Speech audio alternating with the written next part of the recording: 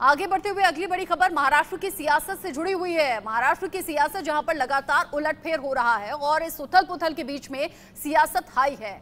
Court का दरवाजा इस बीच शरद गुट खटखटा सकता है, ये जानकारी मिल रही है, क्योंकि शरद पवार को धोखा दे चुके हैं भतीजे अजीत पवार। शरद पवार ने वकीलों के साथ बैठक की है। आगे की स्ट्रैटेजी पर बात हुई है कि क्या कानूनी पहलू हैं, किस कानून किस धारा के तहत अजीत पवार पर कानूनी शिकंजा कस सकता है। यानी कि अजीत पवार ने जो धोखा दिया है चाचा शरद पवार को, उससे अब कानूनी ढंग से निपटने की तैयारी शरद पवार ने की है। कानूनी पहलुओं पर चर्चा कर रहे हैं। कोर्ट का दरवाजा खटखटा सकते हैं शरद गुट, यानी कि जो शिवसेना में हुआ था, यानी कि जो उद्धव ठाकरे एकनाथ शिंदे के बीच हुआ था, वही अब शरद पवार और अजीत पवार के बीच में हुआ है। बढ़ते हुए एक बार फिर से महाराष्ट्र की सियासत का रुख कर लेते हैं, जहां पर लगातार अपडेट्स मिल रहे हैं और आगे की स्ट्रैटेजी पर अब अजीत पवार भी हैं और शरद पवार भी हैं। इन सब के बीच में अपडेट आप जानिए। एकनाथ शिंदे कैबिनेट की आज अहम बैठक होने वाली है। नए मंत्रियों को शिंदे आज विभाग बांटने वाले हैं। एनसीपी से आए जो मंत्री हैं उन्हें विभाग बांटे जाएंगे, यानी कि अजीत पवार जो कि डिप्टी सीएम पद की शपथ ले चुके हैं, साथ में 8 विधायक जिन्होंने मंत्री पद की शपथ ली है, किसको कौन सा विभाग मिला है ये अब मालूम हो जाएगा। एकनाथ शिंदे इसी को लेकर आज कैबिनेट की अहम बैठक करने वाले हैं और किसको क्या विभाग मिला है ये अपडेट भी धीरे धीरे सामने आ जाने वाला है। उधर शरद पवार कानूनी पहलुओं पर बात कर रहे हैं और अब वो देख रहे हैं कि किस तरीके से अब जो विधायक पार्टी छोड़कर गए हैं उन्हें अयोग्य ठहराया जाए और कानूनी ऑप्शंस क्या क्या उनके पास बचे हुए हैं इस पर भी विचार कर रहे हैं। शरद पवार तो यहाँ तक कह रहे हैं कि भले ही दिन में एक टाइम खाना खाऊंगा, लेकिन पार्टी को मैं वापस से मजबूती से खड़ा करके दिखाऊंगा। ये खुशी इसकी है कि जब ऐसी स्थिति का सामना करने की स्थिति मुझ पर आ गई, चुनाव होने के बाद लोगों ने मेरी जो नीति थी उसका समर्थन दे दिया। सबने एकजुट होकर उसका मुकाबला करना चाहिए। इसी माध्यम से हमने सबने मिलके ये डिसीजन दिया है। पार्टी के नाते हमने ये डिसीजन लिया है। हमारी उनको हाथ जोड़कर विनती है कि पार्टी के बहुसंख्यक आमदार और पार्टी के वरिष्ठ नेता और पार्टी के जन सामान्य कार्यकर्ताओं की इच्छा का वो आदर करे। हमारे यहाँ भी हो गया, जहाँ जहाँ बीजेपी पार्टी तोड़ सकती है तोड़ने की कोशिश करेगी। 2024 तक बाद में देखा जाएगा। राष्ट्रवादी कांग्रेस पार्टी अजीत दादा के साथ खड़ी है, पवार साहब का आशीर्वाद में है। हमने कोई बगावत नहीं की है। जो 54 विधायक हमारे राष्ट्रवादी कांग्रेस पार्टी के थे, उनकी जो इच्छा थी वो पूरी अजीत दादा ने करके दिखाई। पार्टी के सारे जो प्रमुख जो है एमएलए है, एमपीज है, जिला अध्यक्ष हैं, वो सारे जो है हमारे साथ है और हम जो है पार्टी के साथ है।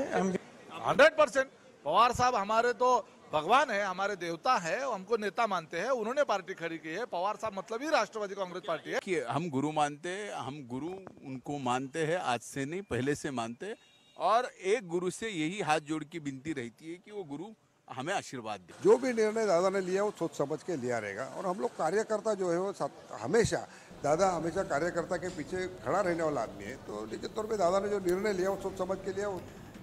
इसी खबर को लेकर अभिषेक सिंह मुंबई से लगातार जुड़े हुए हैं हमारे साथ। अभिषेक, अब अजीत पवार और बाकी जो 8 विधायक जो महाराष्ट्र सरकार के साथ जा चुके हैं शपथ लेने के बाद, अब उनके विभागों को लेकर आज फैसला होना है। कई बार क्या होता है कि जब विभागों का बंटवारा होता है उसके बाद से भी कलह शुरू हो जाया करती है। क्या अपडेट आपके पास है? क्या तैयारी अजीत पवार की है, क्या तैयारी शरद पवार की है और क्या करने वाले हैं एकनाथ शिंदे?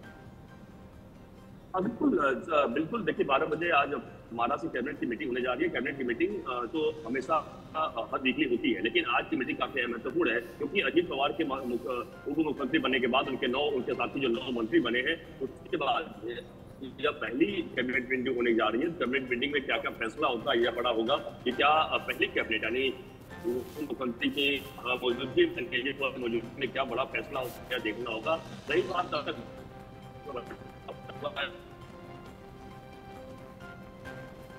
फाइनेंस डिपार्टमेंट पहले की अजीत साथ रहा और इस बार भी हो सकता है फाइनेंस मंत्रालय मिलेगा कि अधिकारी को अभिषेक महाराष्ट्र जैसा कि बता राजनीति है।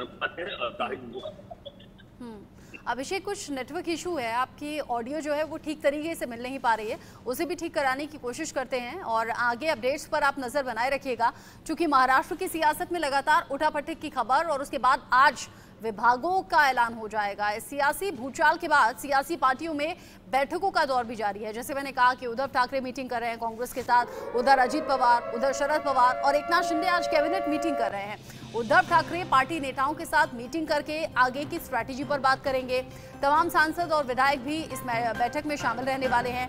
दोपहर 12:30 बजे का वक्त बताया जा रहा है जब शिवसेना दफ्तर में ये मीटिंग रखी गई है। उधर शरद पवार बेटी सुप्रिया सुले के साथ कानूनी पहलुओं पर बात कर रहे हैं कि कैसे अब जो कानूनी शिकंजा है वो कस सकता है उन विधायकों पर, उन नेताओं पर जो कि पार्टी छोड़कर महाराष्ट्र सरकार के साथ जा चुके हैं।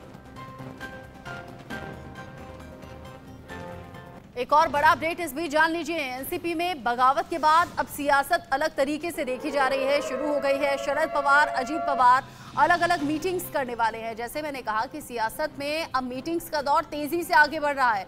मीटिंग के जरिए शरद पवार और अजीत पवार दोनों ही ताकत दिखाने की कोशिश करेंगे। हालांकि कल भी शरद पवार ने शक्ति प्रदर्शन किया था।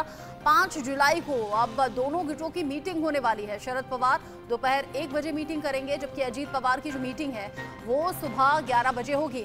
जाहिर तौर पर अजीत पवार नंबर्स नहीं बता रहे हैं, लेकिन 30 से 40 विधायक उनके साथ या फिर 40+ भी हो सकते हैं, अपने साथ होने का दावा कर रहे हैं। इधर शरद पवार जो बचे हुए विधायक हैं, नेता हैं, उन्हें एकजुट करने की कोशिश के चलते ये मीटिंग कर रहे हैं। महाराष्ट्र में जारी सियासी घमासान पर केंद्रीय मंत्री रामदास अठावले इस पूरे सियासी घटनाक्रम को कैसे देख रहे हैं, सुनिए।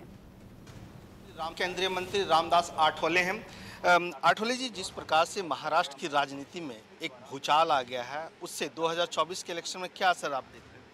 हाँ, तो मतलब महाराष्ट्र में अजीत पवार जी ने जिस तरह निर्णय लिया और वो महाविकास आघाड़ी छोड़कर एनसीपी के 40 MLA को लेकर, पूरे एनसीपी को लेकर वो हमारे साथ आए हैं और हमारी जो महायुति है, हमारी एनडीए है, उसकी ताकत महाराष्ट्र में बढ़ गई है।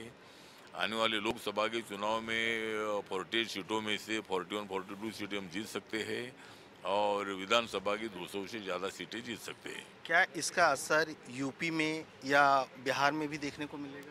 मुझे लगता है कि जिस तरह अजीत पवार जी ने महाबंड किया है, उसी तरह बिहार में भी माननीय नीतीश कुमार जी पर बहुत MLA नाराज है।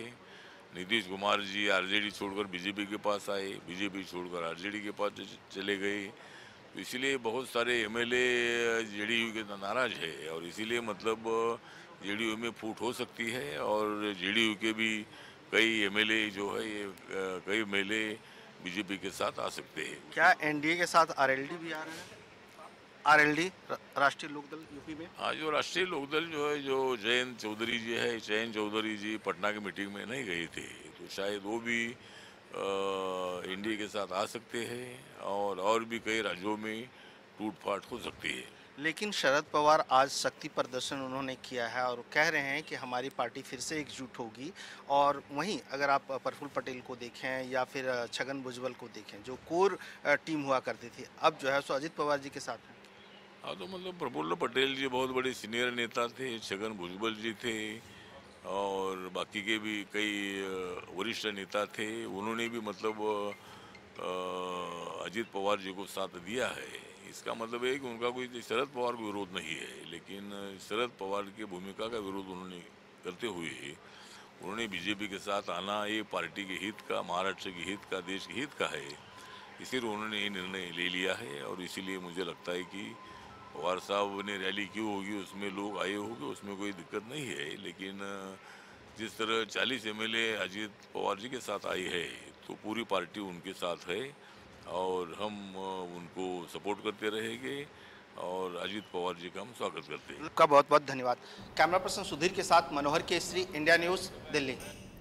महाराष्ट्र में सियासी उलटफेर को लेकर तो चर्चा है, लेकिन इन सबके बीच में अब बिहार में भी सियासी फेरबदल की अटकलें तेज हो गई हैं। बिहार में बड़ा राजनीतिक भूचाल आने वाला है, ये पशुपति पारस ने दावा किया है। पशुपति पारस अकेले नहीं है, बल्कि कई और लीडर्स ऐसा दावा कर रहे हैं कि बिहार में सरकार में टूट देखने को मिल सकती है। 40 लोकसभा सीटों के साथ अब बिहार चौथे नंबर पर है। चिराग ने भी विधायकों के टच में होने की बात कही है। अब टूट के डर से विधायक सांसदों से नीतीश कुमार मिल रहे हैं, ये बीजेपी खुलासा कर रही है और ये कह रही है कि नीतीश कुमार में बेचैनी अब देखने को मिल रही है, क्योंकि वो समझ गए हैं कि विधायक और सांसद अब जेडीयू से अलग होने वाले हैं, इसीलिए एक एक करके सभी से मुलाकात कर रहे हैं। शक्ति सिंह इस खबर को लेकर ज्यादा अपडेट के साथ जुड़ गए हैं। शक्ति, महाराष्ट्र में सियासी उथल पुथल क्या हुई, अब अगला नंबर बिहार का है, ये अलग अलग नेताओं अलग अलग चेहरों के जरिए दावा हो रहा है, सच्चाई क्या है, आपके पास अंदर की खबर क्या है?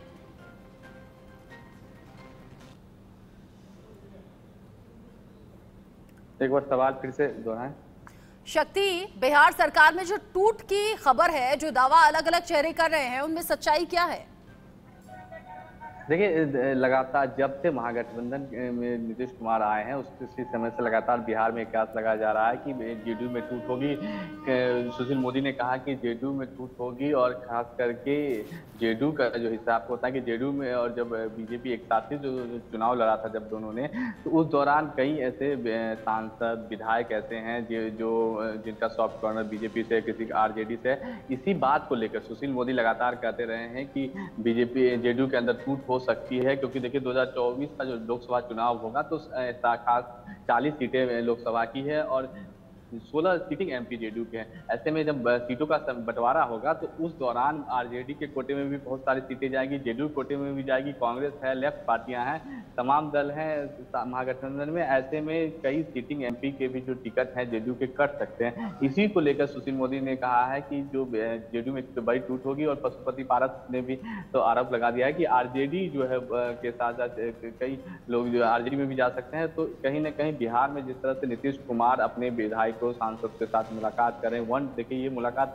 बैठकों के रूप में नहीं हो रही है बल्कि 1-to-1 कर रहे हैं। कहीं ना कहीं नीतीश कुमार को इस बात की आशंका है कि जो महाराष्ट्र में हुआ है कहीं वो बिहार में न हो जाए। इसी के मद्देनजर नीतीश कुमार अपने विधायकों से, सांसदों से, एमएलसी से 1-to-1 मुलाकात कर रहे हैं, उनकी राय जान रहे हैं। कहीं ना कहीं इसको लेकर भी बिहार में सियासत तेज हो गई है। पशुपति पारस ने भी कहा कि बिहार जेडीयू में टूट हो सकती है और संतोष मांझी जो जीतन मांझी के बेटे हैं, कुछ दिन पहले बिहार बीजेपी के कुछ बड़े चेहरे ये भी दावा करते रहे कि जो जेडीयू के नेता हैं वो तेजस्वी या फिर राहुल जैसे नेताओं को पचा नहीं पा रहे हैं, उन्हें अपना नेता मान नहीं पा रहे हैं और इसलिए भी ये टूट देखने को मिल सकती है। और चिराग पासवान ने ये भी दावा किया, कई सांसद हैं, कई विधायक हैं जो उनके टच में हैं।